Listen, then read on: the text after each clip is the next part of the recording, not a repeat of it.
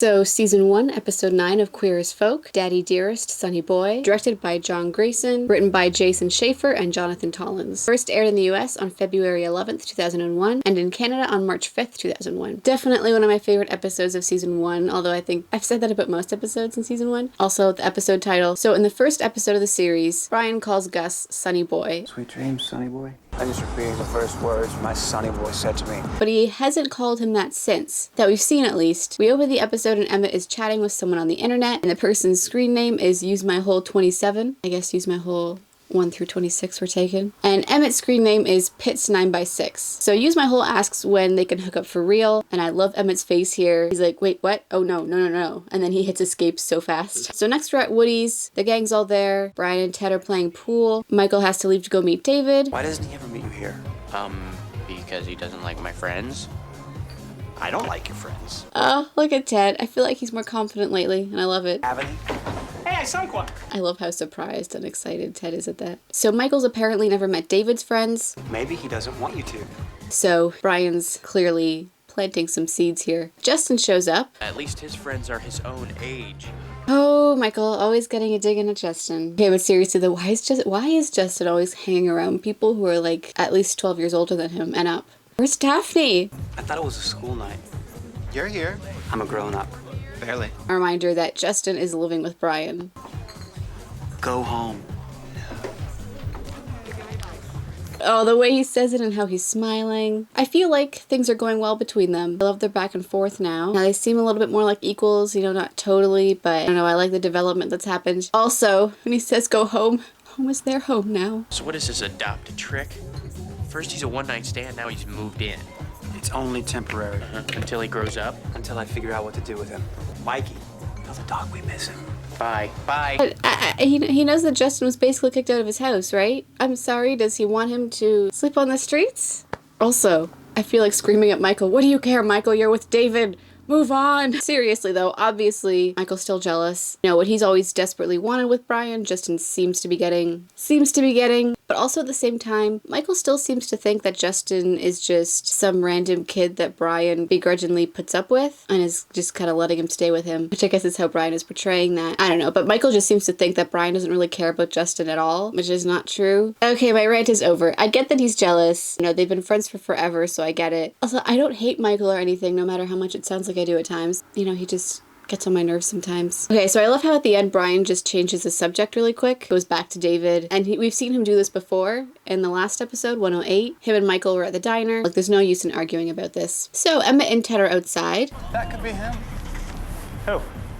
Use my whole 27. It's the best imaginary sex I ever had. But now it's over. How come? Because he wants to meet me. Nothing like my profile, so. Big, smooth, 6'2", 195 pounds, 4% body fat. Uncut. So we learn that Emmett is nothing like what he said he is in his profile. I think I did it with you just last week. Ew. How was I? Funny though how they just kind of breeze past that and they're not really concerned about it or whatever. They're just like, yeah, that happened, let's move on. Did you ever consider just telling him the truth? What? What, then I'm a big Nelly bottom who wishes he were a beefy, brutal top? So this is something that's gonna come back at the end of the episode. So then we're at Mel and Lindsay's place. Baby Gus is crying. Lindsay's on the phone with her doctor. Oh God, he's throwing up again. Oh, it's okay. It's okay. So they're both so incredibly worried here and worried about what could happen, especially as first-time parents. Also, so this is somehow the first time I've noticed this. Melanie and Lindsay both have rings on their ring fingers. So the doctor tells them to go to the hospital right away. Listen, it's gonna be all right. I'll get the keys, you get his blankie. So Justin is on the phone at Brian's loft. Did he go home when Brian told him to go home? Brian's home. You mean it? My mom says hi. I love how he said, like, you really want me to say hi from you to him? Brian just kind of gives a look, not an unhappy look, but a look. Brian says hi too. Brian seems to have got out and got some groceries and he's putting them away. And then he kind of pauses and gives some sort of a look kind of to himself when he hears Justin say, Does Dad ask about me? so is this a little bit of guilt on Brian's part? Maybe even bringing up issues with his own dad? Is he still mad? Can you talk to him, make him understand? No, I can't. I can't come home. Not if he still feels that way. Justin looks pretty upset at this point. Give Molly a kiss for me. Oh right, his sister Molly that we rarely see or hear about. So Justin is obviously very upset. You know, it's really not worth crying about. I wasn't crying. Just my allergies. I mean, he does have a lot of allergies. Coding's the worst. Your father's an asshole who treats you like shit. He practically killed me. I say, forget about it. Which kind of seems to be Brian's approach to dealing with his dad. Just push it down, don't think about it, because his dad, as we'll see, was/is an asshole who also treats him like garbage. But we'll see how that works for him, though. But he's my dad. I mean, could you forget about your father? I already did, a long time ago. Oh, the way he says that is kind of heartbreaking. You mean you never see him or talk to him? What for? Just to hang out, and be together. Yeah, just because he got my mother pregnant doesn't mean that there's some special bond between us. He served his purpose. That's all he was good for. I could never feel that way about my dad. Well, then you'll always be hurt. So this is kind of the first we're hearing some details about Brian's father. All we've kind of heard about his parents is that he never came out to them. So maybe what comes up in this episode is kind of explains a little bit Brian's reaction to Craig in 107. Brian doesn't say here that he never sees or talks to his father, because as we learn later, he does. He does later on in the episode go to see his dad to seemingly hang out and be together, just like Justin mentioned here. So it seems like he's done this a lot before, but after everything that came up in this episode and, you know, recently for him, okay, fine, I'll go, I'll give it another try. And also, he got Lindsay pregnant. I mean, kind of, whatever, you know what I mean? So it's interesting that he said that, because it seems like to me that he does feel like there's a bond between him and Gus, even though he's not in that house raising him. There's still this bond between them. I think that he felt it the night he was born, and other times, like at the end of 105, which is interesting because I'm sure it makes him feel like, I feel like I've got this bond with my son. I want to be there for him and stand up for him. Anyways, there's something between us. So how could my father not seem to feel that between us too? Like when he's experienced fatherhood firsthand, he's like, how could you do that to your own kids? And how could you not? Whatever. He knows that this bond is a thing that exists, so it's kind of like, what's wrong with me that my dad doesn't feel that for me, or doesn't seem to feel that for me? Well, then you'll always be hurt. Brian seems to and appears to practice what he preaches, feeling like his dad was just the person that got his mom pregnant, that's all he was good for, and there's no bond between them. But then later on, what we see after he sees his dad and his visit with Michael, very much not true for him. Every time he sees his dad, he's incredibly hurt, wishes that he loved him, wonders what's wrong with him, and all of that. So anyways, I think that he is right, though, in the case of his dad and Justin's dad. If you expect anything from them as far as how much they care about you, you're always going to be hurt because they just don't seem very capable of it, or at least they can't show it, or their hatred gets in the way, or their whatever gets in the way, or they resent you in their lives, or whatever. Basically, they each have their own reason for being crappy fathers, but they'll always hurt you. Or maybe that's not a good way to think, I don't know. This is just my opinion. If you couldn't tell from the name of the episode, and from my extremely long and winded rant, the major theme in this episode is fathers and sons. So Lindsay calls and is upset, and she asks for Brian. And then we see that Michael is at Dr. David's house. When I see you, I just want to take a bite. Dr. David's got, you know, many flaws, but he really wants Michael, really cares about Michael. Who are these people? They look nice. They look straight. They're really good friends of mine. So how come I've never met them? Oh, I don't know. You want to meet them? I don't know. You want me to meet them? What's with you? So Brian, like I said, obviously planted a seed earlier. I mean, Brian wasn't wrong. How come Michael didn't know a single friend of David's? And I don't just mean hadn't met a single friend of David's, but hadn't even heard mention of any of them. David certainly heard about Michael's, and he's met them all many times. I just started to feel like somebody's little secret, you know? It's always just the two of us. Anyways, David's gonna throw a dinner party, and Michael's gonna be able to meet all of his friends there. Emmett goes to delete his chat user thing. What the fuck are you doing? What the fuck do you think you're doing deleting me? Well, dude, I am your screen name. What are you talking about? Did Ted put you up to this? So this is basically just Emmett's screen name come to life. And, you know, all that information he put into his profile is now this person who's like a fairy godmother. Dawson's Crack. Mind if I pop it in? Oh my god. What is this? This is like the second or third Dawson's Creek reference in the show. So, Dawson, how are things down at the creek? Also, of course Emmett would have this. They want you, the fantasy, not me, the real person. It's pathetic. My screen name has more fun than I do. If I could teach you how to be like me, will you let me live? But I'm not like you. Huh.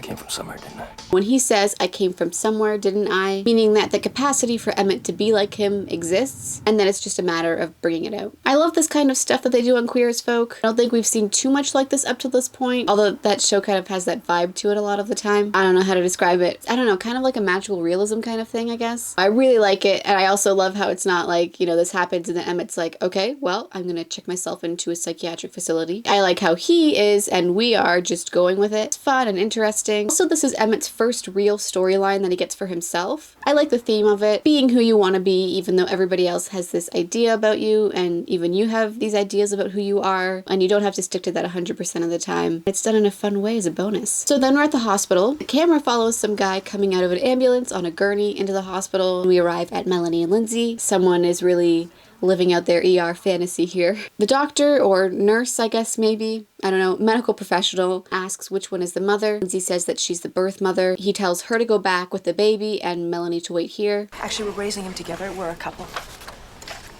Well, in that case, do you have adoption papers? Adoption? He means for me. No, not yet. We plan to file. I'm sorry, but we can only allow the child's legal guardians to go with him. Fine, let's stop talking and just take him now, okay? So Lindsay takes Gus back, and Melanie is waiting in the waiting room. And then she goes to the nurse and says she needs to bring Gus his blanket so he doesn't get upset. Miss, or whatever you are, I believe it was already explained to you that only the child's parents or legal guardians are permitted to be with him. And I believe it needs to be explained to you that I'm the one who loves him and feeds him and walks him and plays with him and changes him and cleans up his shit and wipes up his vomit and pays the bills, and you listen to me. I stay up half the night worrying that he will grow up to be happy and healthy and loved. So don't you dare tell me I have no right to be with him. You vicious homophobic cunt. You go, Melanie. It's a great Melanie moment here. I love it. I'm very, sad and unfair moment, but so this was something that was a big problem at the time and, still kind of is. It's just a really horrible situation. So Melanie is so worried about Gus. There are these people here telling her that she doesn't matter, that she's not important to Gus at all, which is how she's already been feeling a bit as we've seen in previous episodes. So when Lindsay is there, Melanie is kind of calm about it, very practical. She tells him to stop and for Lindsay to take Gus and go. And it's only when Lindsay is gone that Melanie kind of loses it a little bit and just gets really mad at how ridiculous this whole thing is, at how she is his mother and apparently doesn't matter at all and just has to wait in the waiting room. I don't know, they won't let me back there. Why? I'm not legal, I'm not anything apparently except going crazy. Was that your fucking bureaucracy? This is the father. I'll take you back. Well, she's going to. No, don't worry, just go. The medical professional guy doesn't seem very happy about this. Anyway, so Brian goes back. So we saw in 105 that moment where Brian decided that he was going to show up for his kid whenever he needed him. And so we just kind of see him again following through on that here. Something that Justin's father and we suspect Brian's father probably wouldn't have or wouldn't do. Be there whenever their kid needs them. I'm not even 6 months old and already my kid's a drama queen. Oh, at least you know he's yours. Oh, Ted. I love these little comments that Ted keeps making, like kind of making fun of him, but also being funny and whatnot, versus the kinds of comments that Michael makes about certain people, which are just mean. The good news is he's all right. Yeah, only I had to go to the hospital myself because someone left their cell phone off. I had to deal with my own crisis. David's throwing a dinner party. Us and 2 other couples, one of them straight. Eats with straight people. Ick. You never know where their hands have been. Okay, so when Brian said I had to go to the hospital myself, insinuating that he didn't want to go alone, wanted support, I guess. I don't know, I mean, Lindsay was there and Melanie was there, but whatever. And I'm sure that Justin would have been more than happy to go with him. But, I get it. First of all, their thing really isn't there yet. Michael is the person that Brian turns to no matter what, and has, for most of his life, vice versa for Michael. He called Michael when Gus was born. This seemed like something that he would call Michael when he got this call from Lindsay. But Michael was with David and his phone was off. Probably isn't really helping with Brian's dislike of Dr. David. He's losing his friend even more. What's the problem? What do I talk about? What do we talk about? These people aren't like us. They're professors and doctors and things. Weird things. Ad execs. Accountants. Couturiers to disco trash. After 2 minutes, it'll be painfully obvious that I don't fit in and David will dump me on the spot. And then Emmett and Ted make a My Fair Lady reference. Basically, I guess they're going to train Michael in how to be a person who talks to people. Emmett's screen name person pops up, tells him to get to work. What's a G.I. Jane? He's not careful. He might actually break a sweat. Or a nail. I love this. I love Ted's humor. Also love that Brian loves it too and thinks that he's funny. This is something that we see a lot in the show, just Brian always laughing at Ted's jokes. Appreciate it. When I was a kid in Hebrew school, Rabbi Protest used to say to us, If you ever forget you're a Jew, a non-Jew will remind you. I always wondered what he meant until Emily Meredith called me a Jap on the playground. Oh, that little bitch. Well, then I knew what he meant.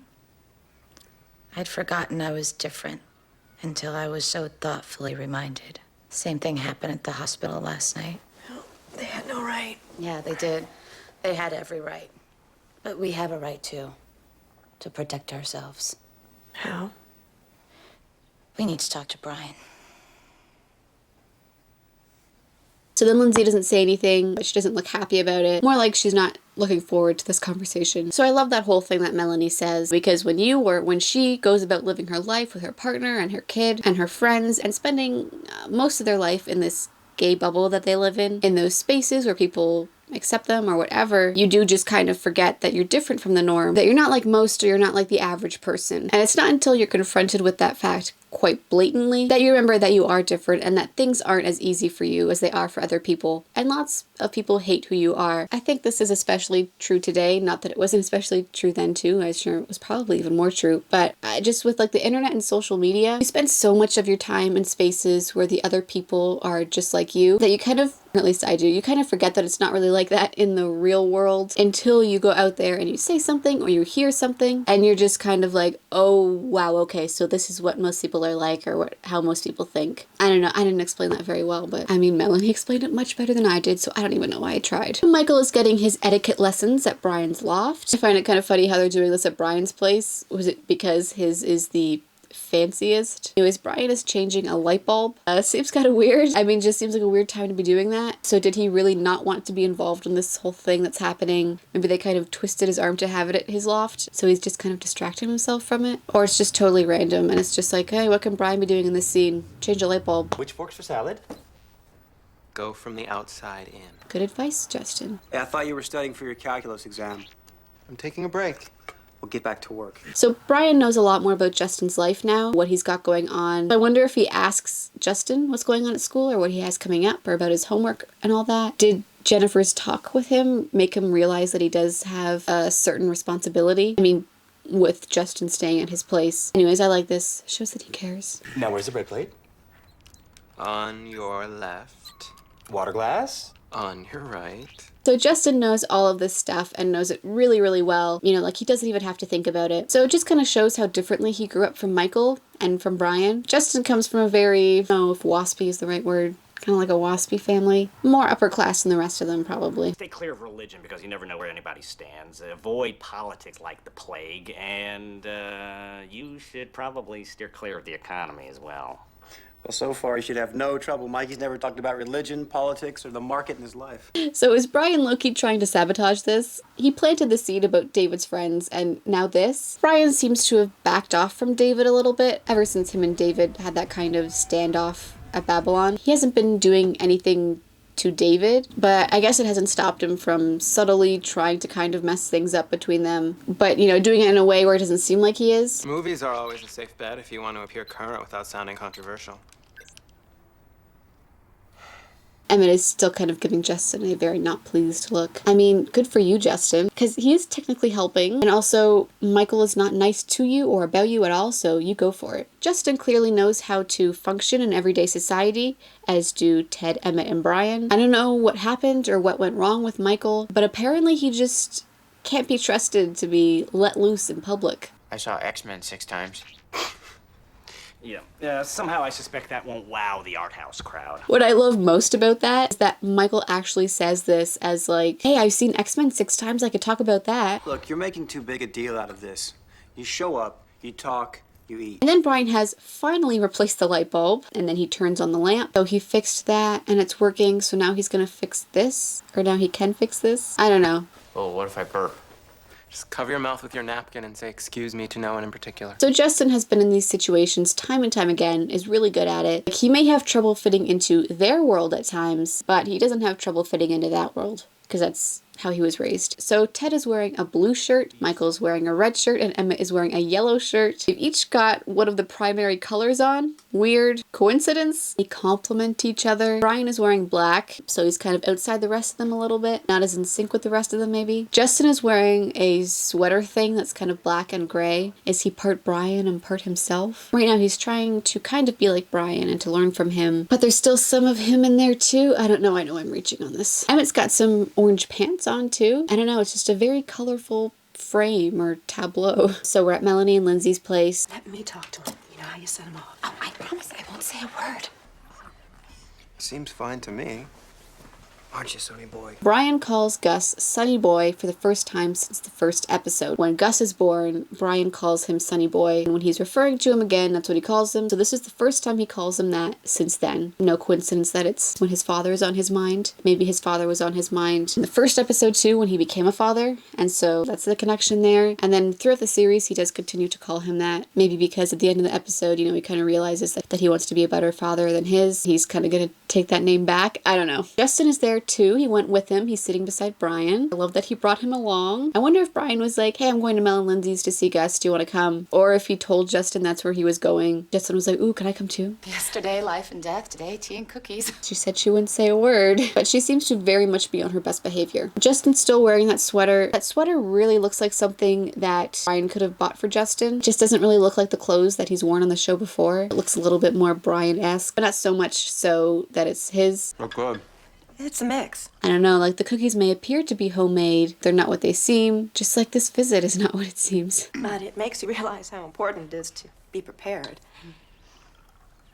For what? Brian realizes something's going on here. For like what happened with that nurse. God, she was a real bitch. Thank you. I love the way that Melanie says thank you here, like smiling and like, wow, I can't believe it. Thank you. She was a bitch. Justin, would you like some ice cream? No, I'm okay. To me, this part always seems like Lindsay just didn't really want to come out with it yet. We know that she wasn't anxious at all to have this conversation, and she also kind of seems to be really beating around the bush. So I always took her offering Justin some ice cream as, oh, there's something else I can do to avoid saying this. And she's really scared at what Brian will say, how he'll react, so she's just putting it off. What are you getting at? Well, it's something we talked about before Gus was born, only we never got around to doing it. See, lots of things that they should have figured out and done before Gus was born, not after. But whatever, I've been over that before. Melanie would like to petition for second parent adoption. What's that? While Melanie explains what this is, Brian has this look on his face, and then he just keeps focusing on Gus and his arms and not on them. Only Melanie can't get the process going until you sign papers agreeing to give up your parental rights. No way. He's Gus's dad. No one's denying that. You know you'll always be part of his life. In the same way, we'll always be part of each other's. So Brian is still just looking at Gus and not at them. I think which is part of him not really dealing with it or confronting it. I don't know. You know how sometimes people use their kid or their dog to just focus on that and not what's happening around them and with whoever is with them right then. I don't know how to explain that, but you know what I mean? It just kind of seems like that's what he's doing right there. You don't have to convince me. Just tell me where to sign. What? You mean you're actually gonna do it? Justin, You'll be better off. What do I have to do? sign some papers. I'll have them drawn up. Like, okay, if I don't upset this at all, it'll happen. Make no sudden movements. You can't. Would you stay out of this? You're his father. And I'm teaching him a lesson. Don't count on your old man.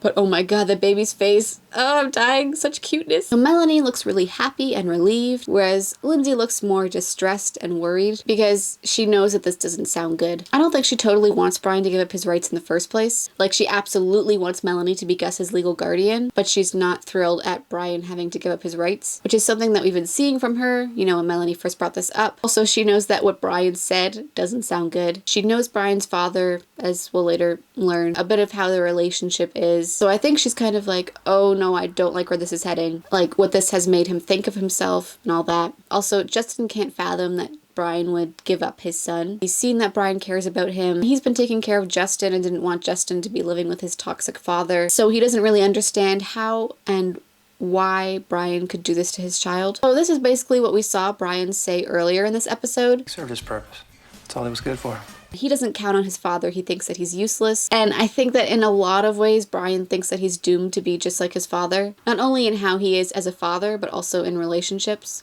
which I'll get into later on. So anyways, this is quite a turn from what we've seen of Brian as a father so far. In 103, he was standing up for and advocating for his son. In 105, he realized he wanted to show up for Gus and be there for him. And since then, he's seemed to spend more time with Gus. But I think that everything with Justin's father recently has really reminded him and brought up a lot of things with his father for him. Like, he thought he could do this and be an okay dad, but who is he kidding himself? Breaks my heart. Anyway, so Lindsay can see this, but Melanie's just kind of too happy right now and quite frankly doesn't really care about Brian at all. I mean, hey, I get it. I'd want those rights too if I were Melanie. But like I said, definitely something to do before the baby comes. But I get that also maybe a part of the reason why it didn't happen before is because Lindsay didn't really want him to give up his parental rights because of everything that I've gone on about before, of what she thought having a kid could do for Brian. Then she also wants Melanie to have her rights, so although I do think that Brian is seeing this a little bit too black and white here. It's his child, so I understand, but he would still be Gus's father. But I get it, because if he gave up his rights, he would then be the one in the waiting room, the one who doesn't matter, but I'm getting ahead of myself. So at Babylon, it seems to be hula hoop night. Like, people even have these mini hula hoops, which might just be glow sticks, but whatever. It's hilarious though, because most people are just holding their hula hoops up and then just like moving them up and down. Like, what are we supposed to do? It's not enough room for us all to hula hoop. What are you doing with your arm? I call it the praise Jesus. Tell him you lick it off his chest. What? I said you spilled my beer, man. Say it. I'll lick it off your chest. I'd rather have a napkin. Emmett tries to repeat everything that his screen name says, but it doesn't work. He's not really convincing. Basically, Emmett's heart's just not in it, and he's not channeling his inner power top. Michael is at David's. He's nervous. Relax, everybody's gonna love you. What makes you think that? Because I do. Okay, so I think this is the second time. I don't know, I haven't exactly been keeping track, but I think this is the second time that David has said that he loves Michael. The first time he said it was when they were at the cabin. He kind of said it in a way. I promised myself that I would be honest with me, and that I would always be honest with anyone else that I loved, which I guess is why I'm telling you. Michael doesn't say it back, which David doesn't seem to mind at all. Now, Michael's not saying it back because he still loves someone else, perhaps. Brian is shaving, Justin is showering, and Brian is quizzing him on his SAT words. I love this so much. I'm sure you're not surprised. So we saw before that Brian knew that Justin had a calculus test and told him to study. Before, he told him that it was a school night and to go home. And now he's helping him with his SAT words too. I love it. He's really taking responsibility here, and he's doing everything that Jennifer told him to. I don't know, all of this just kind of shows me, at least, that he cares about him. How can you give away Gus? He'll think you didn't want him. He'll be right. I don't believe you. Good, you shouldn't. He's lying. I was there the night Gus was born.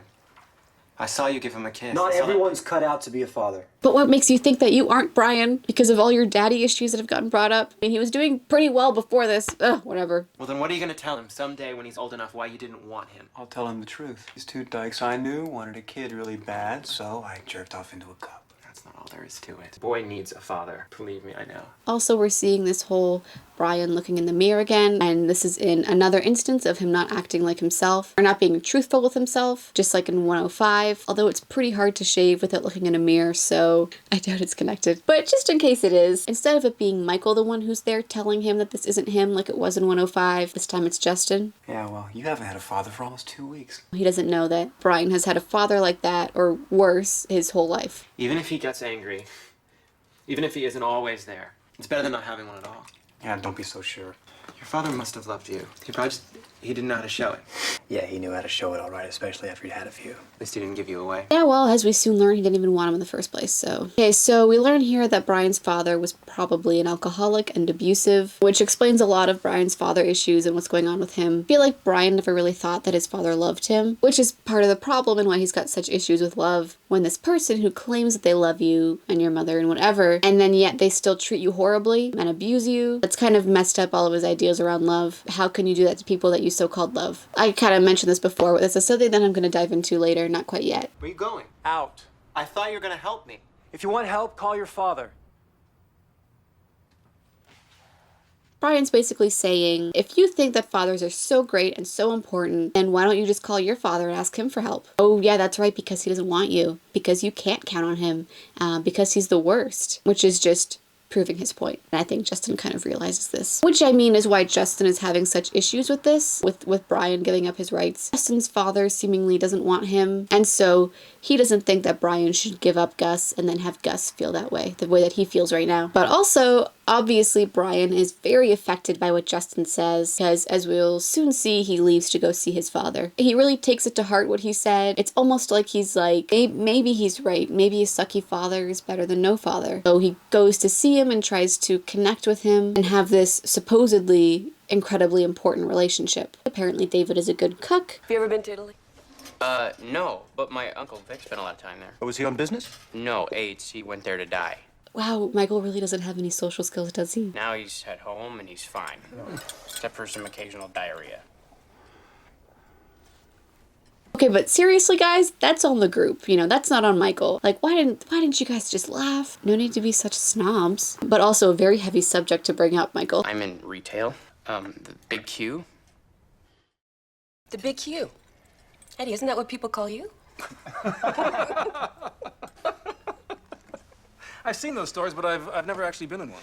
They sell everything you can imagine. But nothing you'd want to buy. Oh wow, so this guy is the worst. David doesn't stick up for Michael here though. David, that's your boyfriend who you supposedly love. Maybe stick up for him a little bit? I know you from somewhere. Do you shop at the Big Q? Hardly. That's where I know you from. From the white party. You gave me crabs. Okay, so I think Michael just kind of blurts this out without thinking at all. But you go, Michael. You yell that out there because that guy is just a big snobby jerkety jerk. Apparently a snobby jerk who gives people crabs. And this guy's partner does not look very happy. Anyone like some more wine? So, David, you're not being a very good boyfriend here. I know that these people have been your friends for a really long time, but apparently you love this man and you're just not sticking up for him at all. When Melanie is there standing naked in the doorway, you can see in the mirror someone's feet, probably the camera person. And when the camera moves, you see them, you know, step kind of out of the mirror. They're moving with the camera, I guess. Just a little funny to see someone's feet there. I am finally going to be an officially signed, sealed, and delivered mom. Sure, it wasn't easy. Giving up his rights. He loves his son more than he ever thought. All that matters is that Gus is finally ours. So I guess Melanie is pretty excited about this development because then the two of them have sex. This is the first like real or full sex scene between the two of them in the series so far. So therefore the first lesbian sex scene. So I guess, you know, because enough time has passed after Lindsay birthing Gus. So we see Brian walking down the street. He's got his hands in his pockets. He kind of puts his head down. Looks very not happy to be there and not his usual confident self. He's very resigned. So he goes into a bar, and on the outside, I think, I could be wrong, I think it says International Guild of Electricians. Like, I'm not sure since that doesn't seem to exist. I looked into it. There is an International Brotherhood of Electrical Workers. Maybe they couldn't use the name. I don't know. So I guess his dad was an electrician, which gives us a little bit more insight into how Brian grew up. How's it going, Pop? Kind of looks away. He's not happy to be there, probably because he knows what's coming. Better days, and for sure better hands. Say hello to the guys. Hello, guys. So a country song is playing, and it's just a very different world than we're used to seeing. What do you have, Sonny Boy? So right here we see that Brian's father calls him Sonny Boy, which is what Brian has been calling Gus, at least in this episode and in the first episode. So maybe as much as he doesn't want him to have, his father still has an influence on his life. I mean, we know he still has an influence on his life, like in literally everything he does, but you know. Beer's good. Couple of your best scotch is spiked. So Jack clearly spends a lot, if not most, of his time there. And the fact just that Brian knew without a doubt that that's where his father would be. He asks Brian what he wants, Brian tells him, and then he orders something else anyway, so he doesn't take his son's wishes or whatever into account at all. So how's that fancy job of yours? My fancy job's just fine. I can't complain. So his dad sees it as a fancy job because he's used to honest work and not something like an ad executive. I also love the way he says that. I'll just get this out of the way right off the bat. I think that the actor who plays Jack Kinney did a really, really great job. As terrible as he is, the character, I think that he played him really well. I think he played him as a very flawed person and a very real person. You know, I'll get into that more as we see Jack again. Leave the complaining to the warden. If it was up there, I'd never have any fun. So he calls his wife the warden. Definitely not an affectionate name. So he basically just sees her as someone who controls his life beyond his consent or beyond his wishes. Brian even kind of dresses a little bit differently than he usually does here. He's got a white t-shirt, very plain. And Brian also kind of acts a little bit different around his dad too, which is to be expected. So I'm sure that Jack brings up Brian's job as a sort of, he's making lots of money to then kind of go into him asking for money, and Brian clearly knows this pattern. Listen, I'm a little short, you know, end of the month. I just...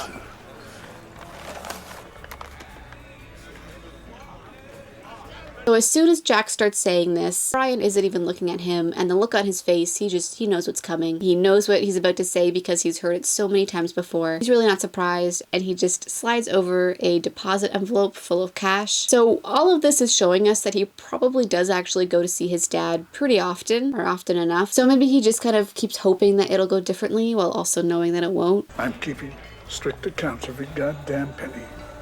I know. Brian has obviously given him money lots of times before, and probably a lot of it. I'm sure it adds up to a lot what he's given him over the years. So he hasn't cut his dad out of his life. He still is helping him financially, out of obligation maybe.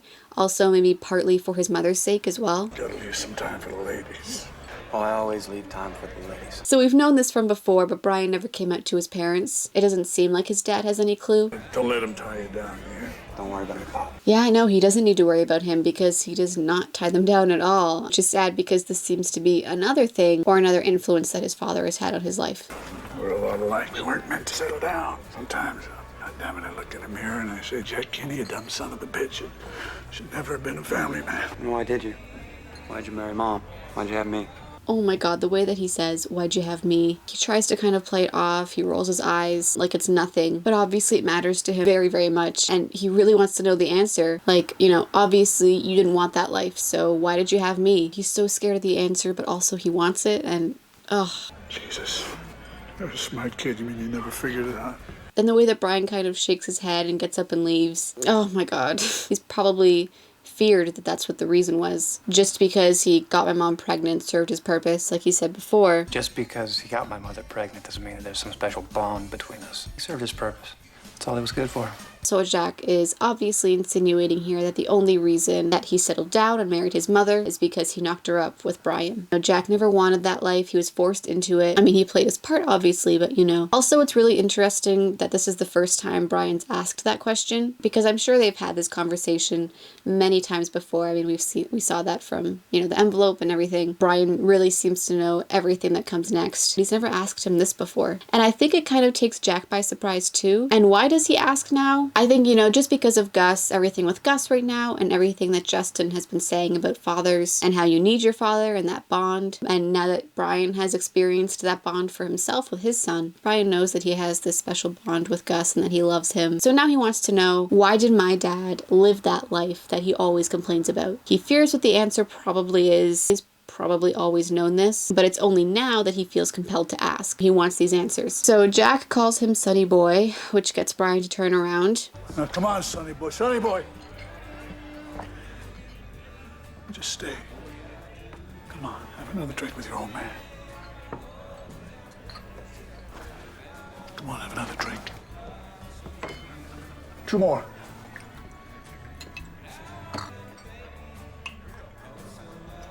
And I'm sure that that's what Jack always does. Have another drink when things are tough, when you're upset with your life, when you're mad, when you're sad. He seems to turn to that as well when he's in times of great emotional distress. So then Brian looks kind of upset or unbelieving. We don't see if he stays or not, but later on we learn that he did stay. Emmett is going to delete his screen name again. Come into my world. Sign on. All right. This is your last chance. And then it's like Emmett and his screen name are inside the computer or the internet or whatever. Screen names and discussions projected all around them on all the different people. I actually really like this and how it was done. The concept is kind of interesting and fun. You make me so gorny. So gorny? What does that mean? I don't... Sorry, typo. I'm so horny. Use my whole 27 shows up. Email your address. I'll come over. What? Do you know what you just did? Yeah.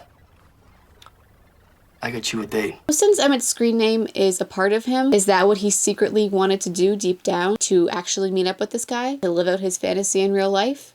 And I think he just stopped himself before because he's scared the expectations that this person will have for him. At the dinner party, everyone is leaving. And I love how the gay couple are having an argument in the background. Like, you can't hear what they're saying, but... So everyone is gone. How was I supposed to know that Javier never told Ed he went to the white party? Well, he knows now. At least David doesn't seem mad about it at all, which is nice. I've never been anywhere. I've never done anything. So what? I barely made it through one semester of community college. So what? Like, I don't even know which fucking fork to use. Michael, it doesn't matter. It matters to me. Oh, then Michael leaves. Seems like he was supposed to stay over, but he goes back to his apartment. Emmett is at Use My Whole 27's door. Then the guy opens the door, and he's not what his screen name said that he was either. I guess I'm not what you expected. Well, I was gonna say the same thing. I mean, I guess you can tell I'm not a big, beefy top. Do I look like a hungry, submissive bottom? So Emmett's screen name gives him a nod, and then Emmett kind of turns into his screen name user persona thing. Drop to your knees, pussy boy. So they're basically a match made in heaven, and just kind of showing us that people aren't always what they appear to be. Don't let other people tell you who you are, you know, all that usual stuff. Someone is knocking on Michael's door repeatedly, and it's Brian. He's very drunk. Hey, Sonny Boy. Oh, shit, you went to see your dad. Hey, stay here and have a drink with you. All right, come on. Michael undresses Brian and gets him into bed, and then Michael gets into bed too. You should have heard him. How's my successful son? A little short of cash. Never should have been a family man. That's ancient history. Now go to sleep. This is obviously something that has come up a lot, and for a really long time. Jack probably let Brian know a long time ago when he was even still a kid that he never should have married his mom. He never should have had a family. And obviously this really upset Brian and continues to upset him. And Michael has picked up those pieces time and time again. He knows the routine really well, just like Brian knew the routine of his father at the bar and all of that. Michael knows this routine inside and out. So Michael knows this routine of Brian going to see his dad, getting really, really wasted, and then going to Michael. And Michael comforts him. This probably started when they were kids, teenagers, whatever. He'd go to Michael with stuff about his dad, and Michael would help. It never changes. Not his bullshit. Not his life. When are you ever gonna learn? That's all he is. That's all he can be.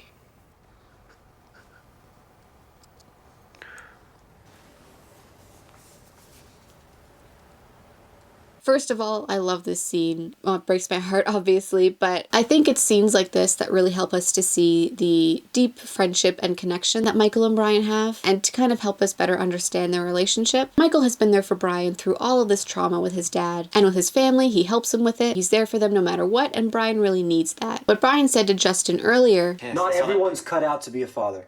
I say, forget about it. Just because he got my mother pregnant doesn't mean that there's some special bond between us. And all that stuff. So he says all that, and yet he still wants his dad to be a good father. He wants him to care about him and not make him feel like garbage. So Michael knows all of this because of their history, whereas Justin doesn't know this. It never changes.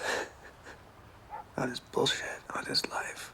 He keeps hoping that his father's going to change. I think that as much as Brian says that he never wants to change, like he never wants to change his way of life and all of that, I think that he's really scared that he's going to be like that too. That he'll really never change and that he's going to end up like that, like where his father is, never moving past his issues and being severely disappointed all the time, which is probably also part of the reason why Brian never really denies himself anything, because that's something that his father did for most of his life, and you know, he grew up in that house, and when you're surrounded by that, and it obviously upset Brian a lot, so he's like, well, that obviously didn't work for my dad, and that made my life and my childhood horrible and messed me up forever, so maybe I'm not going to do that, you know, I'm not going to deny myself the things I want, because I don't want to end up resenting anyone or anything. More on that later, though. So Michael cares about Brian so much. Brian cares about him. He trusts Michael. He needs this. He needs him. They've done this dance many times before. Also, Brian is truly wasted here. Like I said before, this rarely happens, him getting, like, really wasted. And when it does, it's usually because something kind of huge and not good is happening in Brian's life. He's in a really, really bad place. So Emmett walks into Babylon, and I love it. Music and everything, the shirt open, the sunglasses, the hair, is just,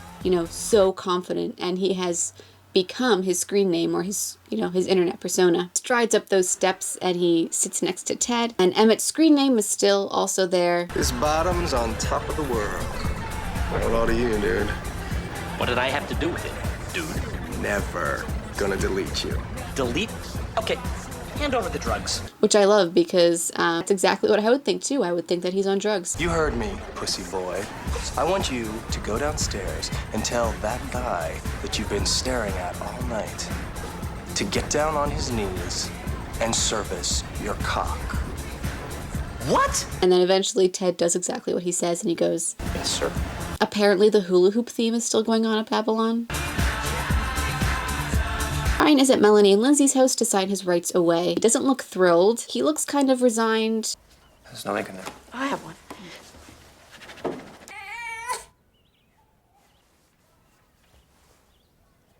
What is it, sweetie? Honey, I thought you changed him. I did. Maybe that new formula doesn't agree with him. I changed my mind. Brian, please don't do this. I'm not signing it. I think that Brian went there with the intention of signing away his rights, but then when he saw Gus and everything that he just went through, that I'll get into in a second, he was like, nah, I can't do this to him. My life is, I'm pretty messed up. I can't do that to him. We had an agreement. That was before. Gus didn't exist then.